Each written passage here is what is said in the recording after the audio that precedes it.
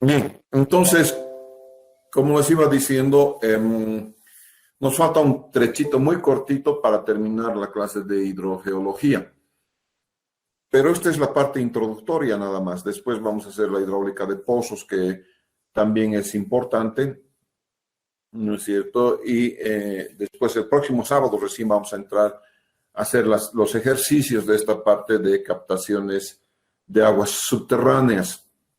Por tanto, hoy día voy a avanzar un poquitín, nada más de lo que son las captaciones, digo, la hidrogeología en su parte general, en su parte teórica. Y obviamente, antes de continuar con la parte teórica, tendríamos que saber, ¿no es cierto?, a quién le debemos todo este desarrollo inicial de la hidrogeología, ¿no es cierto? Es a este señor, Darcy. Darcy, entonces, es el que ha sentado las bases para el desarrollo que ahora nosotros conocemos como hidrogeología.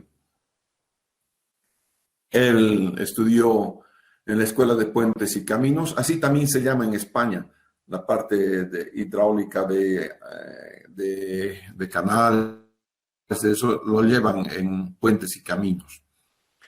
Y es tan antiguo como en 1828 esto de Darcy, no es una cosa que sea, digamos, ultra moderna. En 1828 ya estuvimos, ¿no es cierto?, con el estudio de acueductos, ¿no es cierto?, acueductos, todo eso teníamos antes ya, y el abastecimiento a la ciudad de Dijon. Ha hecho contribuciones importantes a la capa de hidráulica, a la materia de hidráulica, y en 1856 hizo los experimentos, todos los experimentos en laboratorio, ¿no es cierto?, que han llevado a la postulación, ¿no es cierto?, de la ecuación de Darcy, de la ley de Darcy. El hombre muere en 1858 de neumonía. Normalmente los viejitos se duermen, nos abandonan normalmente debido a neumonía, no es una cosa extraordinaria, digamos. Esta es entonces aproximadamente la configuración del experimento de Darcy. Es una placa porosa y tienen ustedes agua. Y aquí en medio ustedes van a tener lo que es la muestra de suelo. Aquí está la muestra de suelo, entonces esta es la muestra de suelo. Todo esto es la muestra de suelo, ¿no es cierto? Todo esto. Y el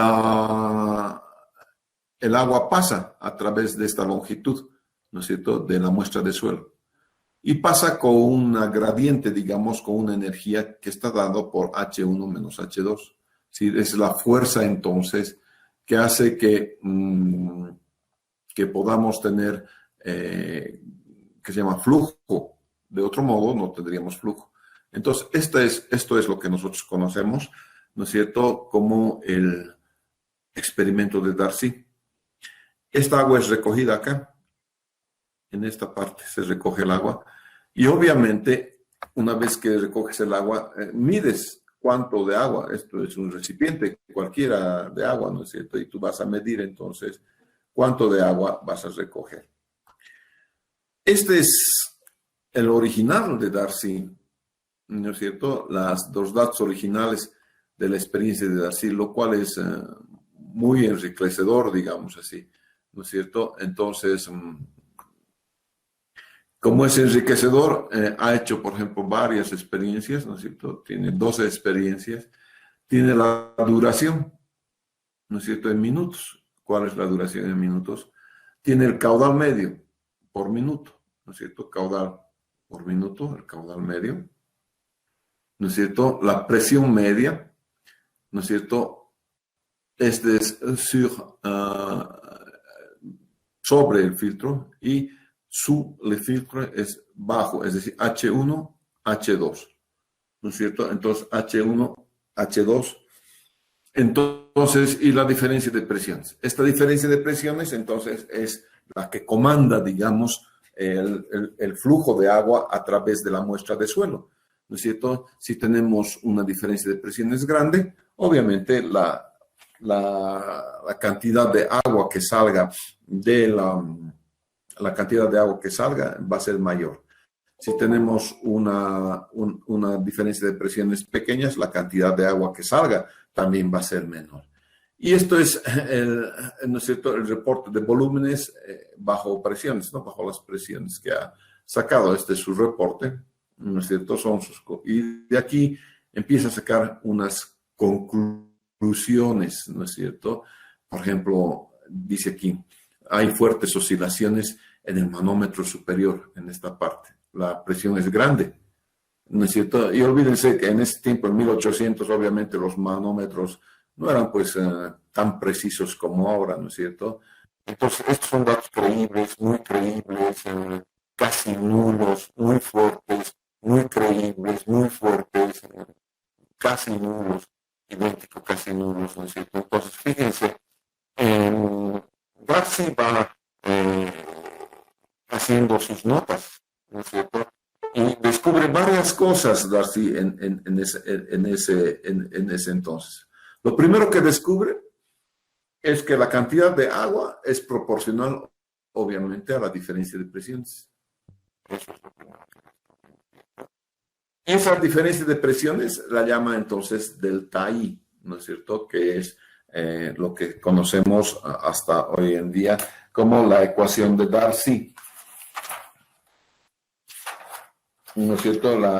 Si ustedes se acuerdan, es la ecuación famosa de Darcy sobre los suelos, ¿no es cierto? Ahorita lo vamos a pillar, la ecuación de Darcy, ¿no es cierto? Ya. Entonces, para estas condiciones, entonces, la ecuación de Darcy, el caudal, entonces, que viene dado en una unidad al cubo sobre el tiempo, ¿no es cierto? Es igual, entonces, a K por el área, ¿no es cierto? Por la diferencia de alturas que hemos visto en el piezómetro, ¿no es cierto? Que coloca Darcy y sobre la longitud. Entonces, fíjense que en esta unidad solamente esto es L cuadrado, ¿no es cierto? Esto se va a anular porque HL menos L sobre L y va a quedar K. Entonces, lo que me interesa es esto. ¿Cuánto queda de K? Y este K, ¿no es cierto? Y esta es digamos, la ecuación, la ley de Darcy. ¿No es cierto? Esa es la ley que proporciona Darcy, fruto de la observación, entonces, de la observación que tiene a sus experimentos. Entonces, ¿qué dice? El caudal, por ejemplo, es proporcional, ¿no es cierto?, a la diferencia, a esta diferencia. El caudal también es proporcional al área, ¿no es cierto? Entonces, el caudal es una función, ¿no es cierto?, del medio poroso y el fluido. Eso es lo que dice la ecuación de Darcy. Entonces, esta que se llama coeficiente de permeabilidad se puede definir como la habilidad que tiene el medio de dejar pasar el agua. Entonces, esto puede definir como habilidad que tiene el medio de dejar pasar el agua. Entonces, eso poco más o menos es lo que dijéramos la parte de cómo es que Darcy tiene su idea de lo que es el flujo del agua a través de un medio poroso. ¿No es cierto? Eso es. Muy bien, luego aparece una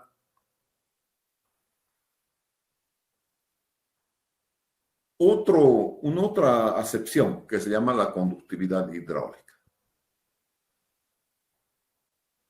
Y la conductividad hidráulica tiene relación con Darcy. Conductividad hidráulica K mayúscula. Para la permeabilidad he utilizado K minúscula. Es G por ρ por el coeficiente de Darcy sobre μ. Entonces, como les decía, la ecuación de Darcy tiene esta forma. Caudal igual K por A por H1 menos H2. Y esto es conocido como la ley de Darcy. Esa es la conocida como la ley de Darcy. Darcy. Eso quiere decir que el caudal es proporcional, entonces, el caudal es proporcional a H1, ¿no es cierto? A H1 menos H2, ¿no es cierto? Sobre L. El caudal también es proporcional al área. Y el caudal, entonces, es función del medio poroso y el fluido. K, el coeficiente K es el coeficiente de permeabilidad. Y este coeficiente de permeabilidad, este que están viendo ustedes aquí, es la habilidad que tiene el medio de dejar pasar el agua. ¿De acuerdo? De acuerdo a lo que Darcy dijo en su momento. Muy bien. Siguiente. Aparece nuevamente una nueva acepción que es la conductividad hidráulica. La conductividad hidráulica, entonces, tiene esta forma, la conductividad hidráulica. Perdón. Tiene esta forma y la conocemos entonces esto como conductividad hidráulica. En esta parte de la conductividad hidráulica, G obviamente es la gravedad. Rho es la densidad del fluido. Mu es la viscosidad dinámica. K, ya hemos visto, es la permeabilidad. K es la permeabilidad. Aquella que Darcy había estudiado, permeabilidad. ¿No es cierto? Entonces, básicamente, la conductividad es eso. O también la conductividad puede ser expresado, ¿no es cierto?, como la gravedad por K sobre μ. ¿No es cierto? Porque esa es la relación entre la viscosidad cinemática y la dinámica, ¿no es cierto? Mi va a ser igual entonces a mu sobre ρ. ¿No es cierto? En ese caso, entonces voy a determinar la permeabilidad. Muy bien, señor. Si a partir de esto nosotros definimos qué es el caudal, el flux de agua, ¿no es cierto? El flux va a ser igual entonces al caudal sobre área. Pero obviamente esto no es una velocidad. Porque se imaginarán que el área solamente depende de los poros, ¿no es cierto? Entonces, esta Q tiene relación de L sobre T. Es lo que se llama flux. ¿No es cierto? Y obviamente, este flux tiene que ver con la conductividad hidráulica y va a ser definida como K dH en dL. Obviamente, dH en dL es conocido como la gradiente hidráulica. Esto, dH en dL, que ya hemos visto en la anterior diapositiva, la conozco como la gradiente. ¿No es cierto? Al gradiente hidráulica, algunas veces también en algunos textos van a verlo como I, ¿no es cierto? Y tiene sí un signo negativo. Entonces, para mayor claridad, en un medio poroso existe entonces caudal en el eje de las X, existe caudal en el eje de las Y, y existe caudal en el eje de las Z, los flux. Entonces, el flux es un vector.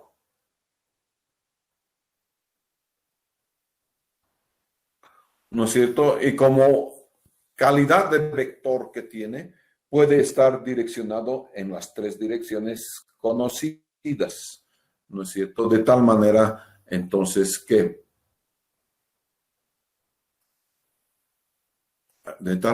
entonces, vamos a ver,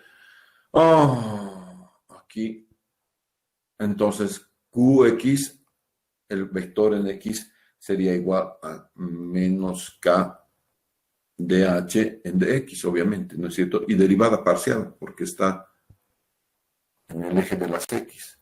Q sub Y va a ser igual a menos K DH en DY.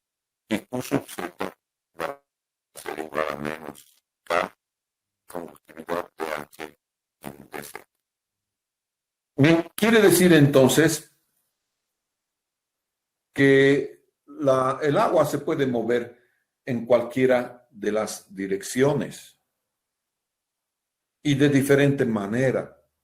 Y eso depende de qué, eso depende del medio poroso, ¿no es cierto? Y entonces hay algunos medios porosos como las arcillas cuya conductividad hidráulica está más bien en el plano horizontal, no en el plano vertical. Por lo tanto, QZ es muy pequeñito, demasiado pequeñito, de tal manera que una arcilla no se tiene pues producción de un acuífero, porque el acuífero es gravitacional, ya saben, ¿no es cierto? Y la gravedad es en el eje de las zetas. Y si yo estoy diciendo que QZ en la arcilla es demasiado pequeñito, entonces obviamente este no se comporta como un acuífero del cual nosotros podamos sacar agua. Es un acuífero, contiene agua, pero no es agua gravitacional. Cuando QX igual a QY igual a QZ, decimos entonces que el acuífero es isotrópico.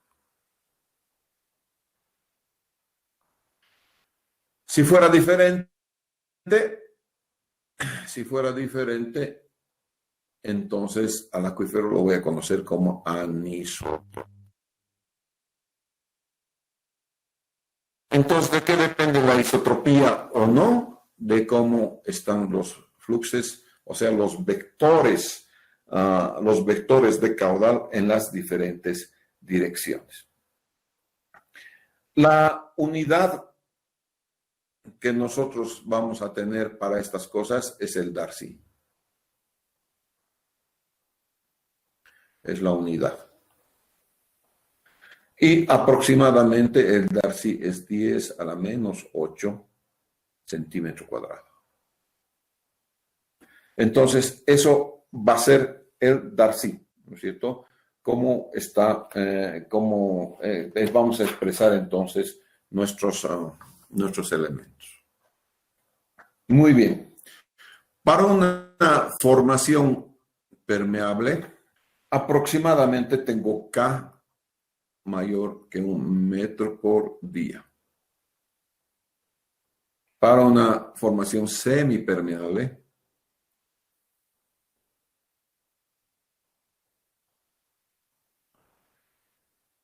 K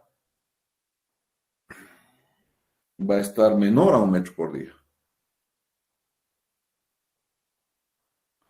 Menor a 1 metro por día. Y mayor a 10 a la menos 5. Menos 5 metros por día. Y para una formación semipermeable, este es permeable, semipermeable, para una formación impermeable,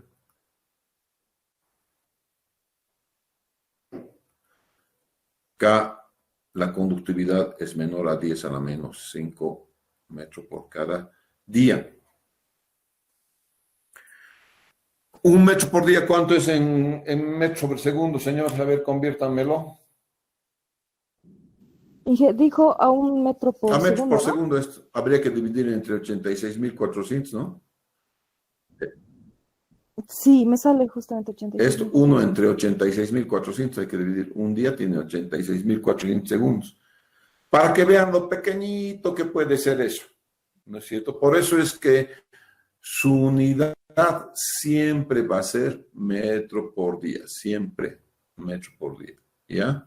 Entonces, las conductividades voy a expresarlas en metros por cada día, ¿de acuerdo? Muy bien. Vamos a entrar entonces al siguiente. Sigamos entonces.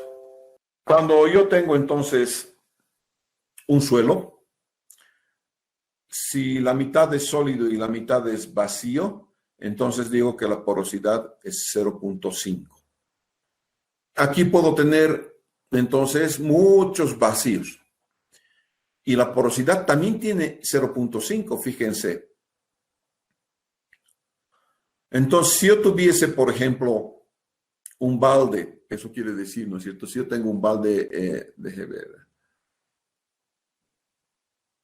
un balde lleno de pelotitas, ¿no es cierto? Un balde lleno de bolitas de cristal, y las bolitas son grandes o las bolitas son muy pequeñas, y las meto, las mismas bolitas, en el mismo balde, la porosidad es la misma.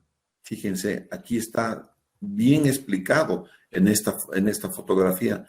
Si tengo esferas, ¿no es cierto? Bolitas de cristal, esferas grandes, ¿no es cierto? Las meto en un balde. O bolitas muy pequeñitas y las meto en el mismo balde hasta el mismo nivel. Entonces, la porosidad va a ser la misma, tal cual estoy mostrando acá. Entonces, la porosidad aquí y la porosidad aquí es la misma, ¿no es cierto? Entonces, la velocidad que va a adquirir el agua,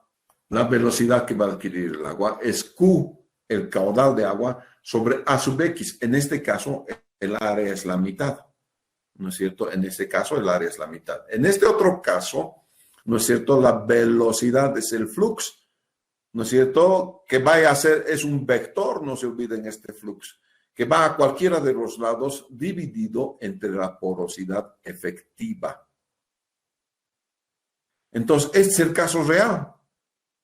Necesito saber entonces cuál es la porosidad efectiva para saber la velocidad a la cual se está moviendo el agua en el medio poroso. Normalmente se mueve muy, pero muy lentamente. De la universidad una gotita a la laguna Lalay no va a tardar horas. De repente tarda días o meses de acuerdo a la porosidad y a la orientación del vector del flux, ¿no es cierto? Por ahí el flux no está en dirección, está más bien vertical, ¿no es cierto? Y entonces hay que ver eso. Existe una otra acepción que es la energía, altura de presión, altura de energía, la energía acá.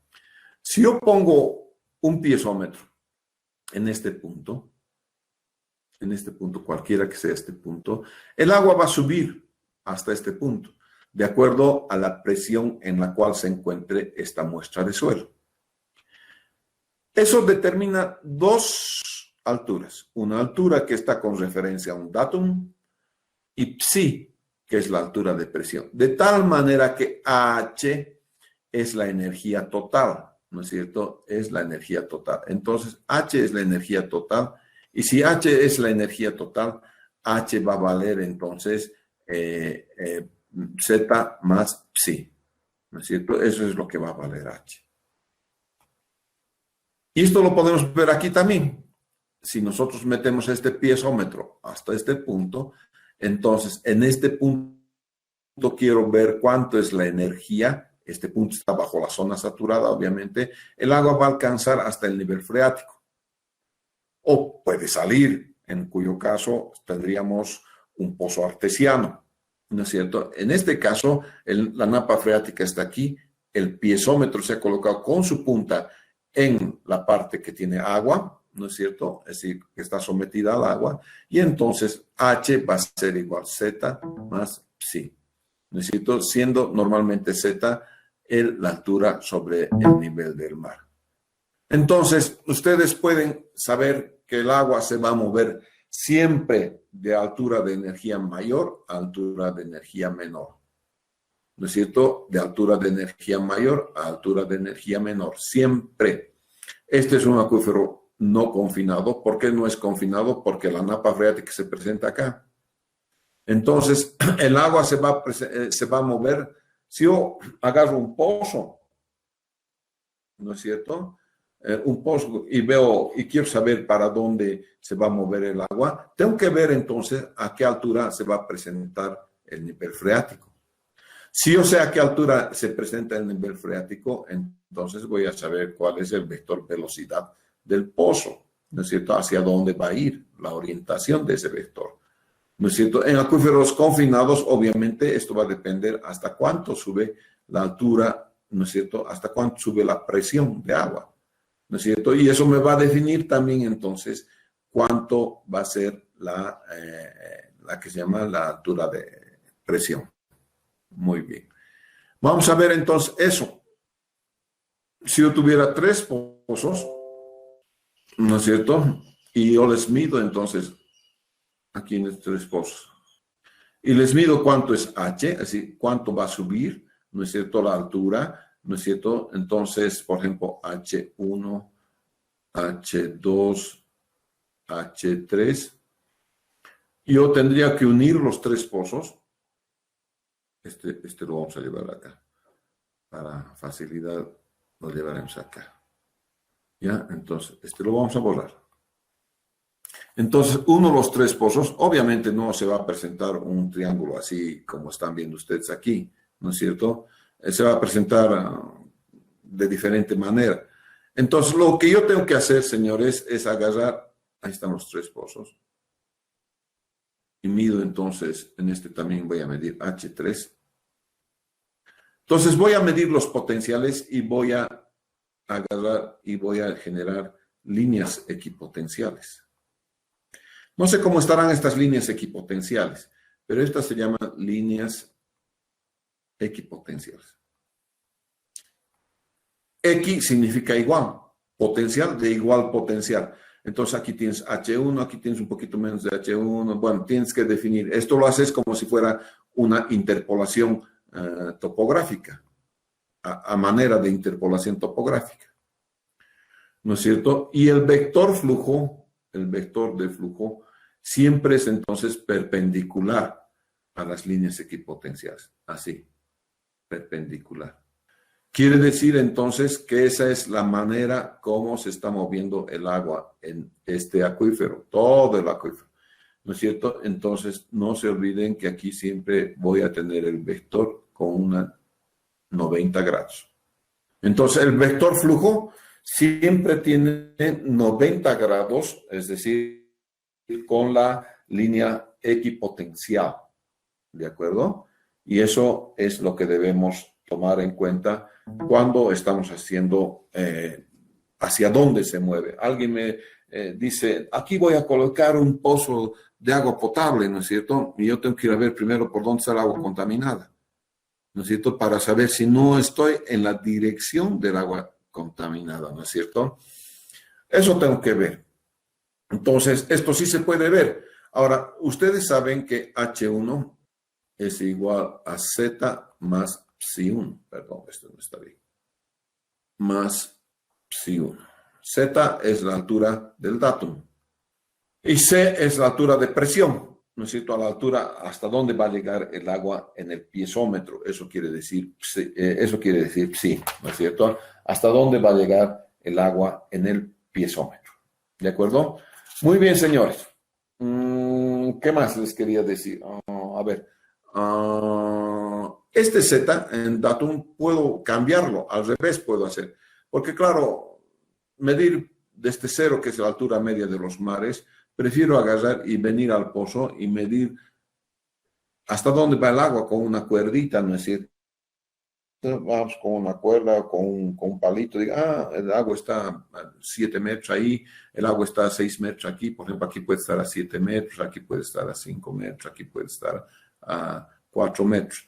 Entonces, por debajo, ¿no es cierto? Entonces yo voy a tener que tener aquí las líneas de 6.5, las líneas de 5, las líneas de 4, que son las líneas equipotenciales, ¿no es cierto? Para definir entonces para dónde va el vector de flujo, nada más. Entonces, con esto, señores, habríamos acabado lo que es la parte teórica de qué es la hidrología subterránea. No necesitamos más de la que es la parte teórica de esta parte que se llama hidrología subterránea. ¿no es cierto? Después vamos a ver ejercicios, vamos a ver el próximo sábado, ¿no es cierto? Y ahora vamos a entrar entonces a lo que se llama la hidráulica de pozos. Preguntas. Si no hay preguntas, nos vamos a ver nomás el lunes entonces, por favor, ¿ya? Para ver los pozos, porque ya directamente vamos a entrar a pozos, a hidráulica de pozos, ¿ya? Hasta el lunes entonces, señores.